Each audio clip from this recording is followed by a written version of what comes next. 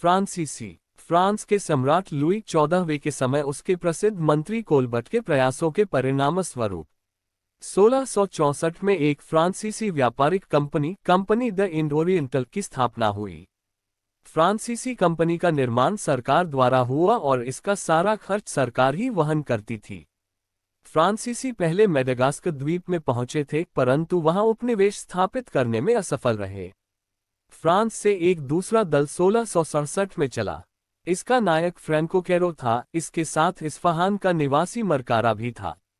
भारत में फ्रांसीसियों की पहली कोठी फ्रैंको कैरो द्वारा सन 1668 में सूरत में स्थापित हुई। मरकारा गोलकुंडा के सुल्तान से एक अधिकार पत्र प्राप्त कर 1669 में मसूलीपट्टनम में दूसरी फ्रांसीसी कोठी स्थापित करने में सफल हुआ। 1672 में फ्रांसीसियों ने मद्रास के निकट सानथोमी को ले लिया, लेकिन अगले साल उनका जल सेनापति दी लाहे गोलकुंडा के सुल्तान और डचों की सम्मिलित सेना द्वारा पराजित हुआ तथा डचों को सानथोमी देने को बाध्य हुआ। इसी बीच 1673 में कंपनी के निदेशक फ्रैंको मार्टिन और वेलांग द लेस्पिने, जो कि गैर पेशेवर फौजी सिपाही था जो एडमिरल दी लाहे के साथ आया था, ने वलिकोंडापुरम के मुस्लिम सूबेदार शेर खान लोदी से एक छोटा गांव प्राप्त करके एक फ्रांसीसी बस्ती स्थापित की, जिसे पांडिचेरी के नाम से जाना जाता है। ये पूरी तरह किलाबंद थी। 1674 में फ्रैंको मार्टिन इस बस्ती का प्रमुख हुआ। अंग्रेज समर्थित डचों ने 1693 में फ्रांसीसियों से पांडिचेरी ले ली, पर 1697 में रिजविक की संधि द्वारा इसे वापस लौटा दिया। 1706 तक मार्टिन यहाँ का गवर्नर रहा। इस समय पांडिचेरी की जनसंख्या करीब 40,000 थी, जबकि कलकत्ता की 22,000।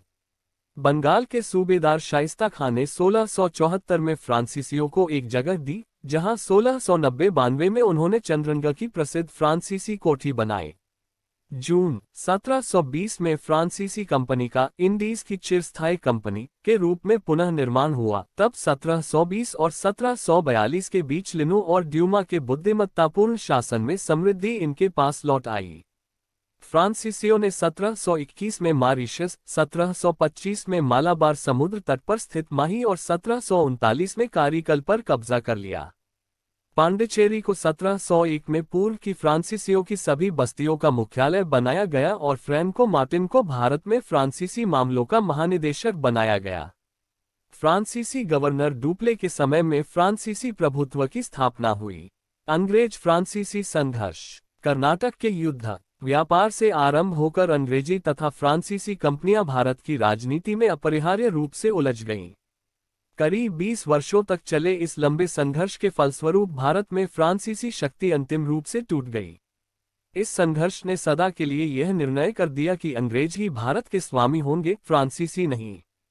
इन कारणों से कर्नाटक के युद्धों का भारतीय इतिहास में बहुत महत्व है। इस समय हैदराबाद में निजाम उल मुल्क आसफ जहां अर्थ स्वतंत्र शासक था। कोरोमंडल तट और उसके पीछे की भूमि, जिसे कर्नाटक कहा जाता था, मुगल दक्कन का एक सूबा था।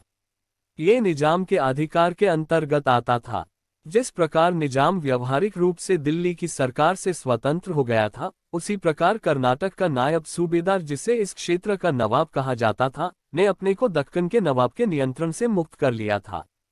कर्नाटक के नवाब सादत उल्ला खान ने अपने भतीजे दोस्त अली को निजाम की मंजूरी के बिना ही अपना उत्तराधिकारी घोषित करके अपने ओहदे को वंशानुगत बना दिया था। सन 1741 में मराठों ने कर्नाटक पर आक्रमण किया और यहाँ के शासक दोस्त अली को मार डाला एवं उसके दामाद चंदा साहब को बंदी बना लिया। किसी भी शासक के अभाव में निजाम आसफ जहां ने अपने निकट संबंधी अनवरुद्दीन को कर्नाटक का नवाब बना दिया। 1741 में कर्नाटक पर मराठा आक्रमण के बाद इस क्षेत्र में अव्यवस्था की स्थिति थी, फिर भी अंग्रेज और फ्रांसीसी शांतिपूर्वक व्यापार में संलग्न रहे। यही नहीं, 1740 में मेरिया थरेसा के उत्तराधिकार को लेकर ऑस्ट्रियाई उत्तराधिकार के युद्ध में दोनों प्रतिद्वंद्वियों के भाग लेने के कारण एवं अमेरिकी उपनिवेश के झगड़े को लेकर यूरोप में अंग्रेजों और फ्रांसीसियों में युद्ध चल रहा था। फिर भी फ्रांसीसी गवर्नर डुप्ले ने भारत में शांति बनाए रखने के उद्देश्य से ब्रिटिश अधिकारियों से संपर्क स्थापित किया, लेकिन अंग्रेज अधिकारियों द्वारा ऐसी किसी तटस्थता के बारे में कोई भी बातचीत नहीं की गई। कर्नाटक का प्रथम युद्ध 1746 से 48 ईस्वी। ये युद्ध ऑस्ट्रिया के उत्तराधिकार युद्ध का विस्तार मात्र था। गृह सरकारों की आज्ञा के विरुद्ध ही दोनों दलों ने 1746 में युद्ध प्रारंभ कर दिए। युद्ध की पहल अंग्रेजों की तरफ से हुई।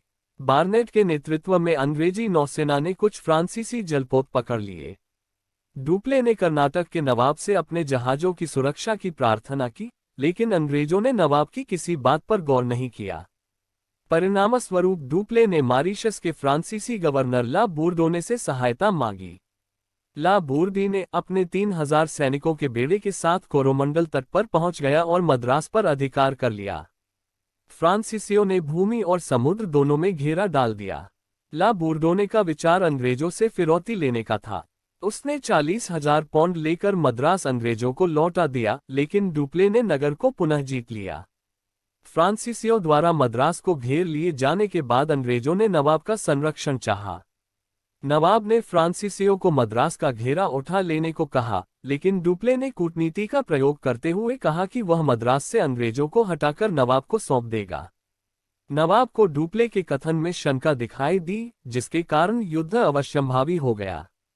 सेंट थोमे का युद्ध 1748 ईस्वी। कर्नाटक के युद्ध में ये सर्वप्रमुख युद्ध है। ये युद्ध फ्रांसीसी सेना एवं नवाब अनवरुद्दीन की सेना के बीच लड़ा गया। कैप्टन पैराडाइज के अधीन एक छोटी सी फ्रांसीसी सेना ने, जिसमें 230 फ्रांसीसी तथा 700 भारतीय सैनिक थे, महफूज खां के नेतृत्व वाली नवाब की 10,000 की भारतीय सेना को पराजित कर दिया। इस युद्ध से यह स्पष्ट हो गया कि घुड़सवार सेना की अपेक्षा तोपखाना श्रेष्ठ है तथा एक छोटी अनुशासित फौज मध्यकालीन बड़ी फौज पर भारी पड़ती है। इस युद्ध का महत्व इस बात में भी है कि इससे नौसैनिक शक्ति की महत्ता स्थापित हुई। यूरोपीय अनुशासित सेना की उत्कृष्टता सामने आई और भारतीय राजनीति का खोखलापन स्पष्ट हो गया। यूरोप में एला शापेल की संधि 1748 ईस्वी से ऑस्ट्रिया के उत्तराधिकार का युद्ध समाप्त हो गया, जिसके कारण कर्नाटक का प्रथम युद्ध भी समाप्त हो गया। इस संधि से मद्रास अंग्रेजों को तथा अमेरिका में लुईवर्ग फ्रांसीसियों को वापस मिल गए। इस तरह युद्ध के प्रथम दौर में दोनों दल बराबर रहे। कर्नाटक का द्वितीय युद्ध 1749 से 54 ईस्वी। निजामुल मुल्क आसफ जाह की मृत्यु 1748 में हो गई, जिससे उत्तराधिकार के लिए संघर्ष प्रारंभ हुआ। इसी समय चंदा साहब को मराठों द्वारा रिहा कर दिया गया।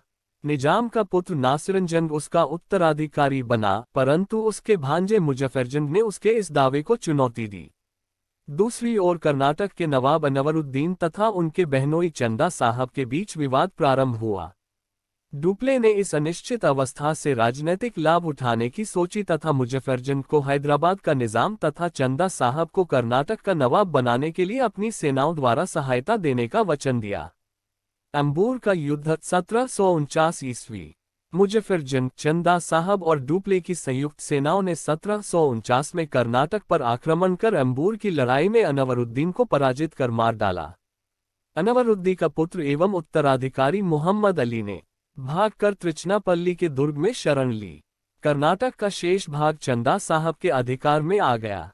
इन्होंने अर्काट को अपनी राजधानी बनाकर शासन करना प्रारंभ किया। चंदा साहब ने फ्रांसीसियों को पौंडीचेरी के पास 80 गांवों का अनुदान दिया। डुप्ले ने चंदा साहब को त्रिचनापल्ली का घेरा डालने को कहा। इसी बीच अंग्रेजों ने फ्रांसीसियों की बढ़ती शक्ति को देखकर निजाम पद पर नासिरजंग का पक्ष लिया। नासिरजंग ने अंग्रेजों की सहायता से दिसंबर 1750 में कर्नाटक पर आक्रमण कर दिया। जिंजी नदी के तट पर इसने चंदा साहब, मुजफ्फरजंग व फ्रांसीसी संयुक्त सेना को पराजित कर दिया। लेकिन इसी समय नासिरजंग की सेना ने विद्रोह कर दिया, जिसमें नासिरजंग मारा गया। डुप्ले ने तुरंत मुजफ्फरजंग को निजाम बना दिया। बदले में उसने फ्रांसीसी कंपनी को 50 लाख रुपये तथा सैनिकों को 5 लाख रुपये दिए। डुप्ले को 20 लाख रुपये तथा 1 लाख रुपये वार्षिक की जागीर मिली। एक फ्रांसीसी अधिकारी बूसी अपनी संरक्षता में मुजफ्फरजंग को पौंडीचेरी से ले गया, पर रास्ते में ही कुछ पठानों ने उसकी हत्या कर दी। बूसी ने दूरदर्शिता का परिचय देते हुए निजाम के दूसरे बेटे सलावतजंग को निजाम बना दिया। अंग्रेजों के लिए यह मुश्किल था कि त्रिचनापल्ली से मोहम्मद अली को कैसे वापस लाया जाए, क्योंकि चंदा साहब की फौज का घेरा पड़ा हुआ था।